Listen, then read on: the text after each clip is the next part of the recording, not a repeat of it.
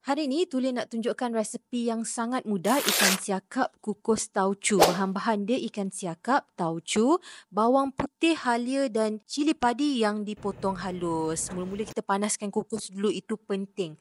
Kemudian kita ambil je lah ikan siakap tu, dah dibersihkan semua, kita gaulkan dengan tauco. Bukanlah gaulkan, kita salutkan ikan siakap tu dengan tauco. Letak sikit dalam perut dia. Lepas tu kita balikkan dia. Buat dua-dua side. Penting. Kalau korang nak tukar ikan siakap, tak nak guna ikan siakap, nak guna ikan kerapu pun boleh. Ikan bawal emas pun boleh. Ikan bawal biasa pun boleh. Ikut korang lah. Itu suka hati korang. Taburkan saja halia bawang putih dengan cili padi yang dah dipotong halus. Hiris-hiris halus tu. Taburkan sekeliling. Letak juga sikit dalam perut ikan tu.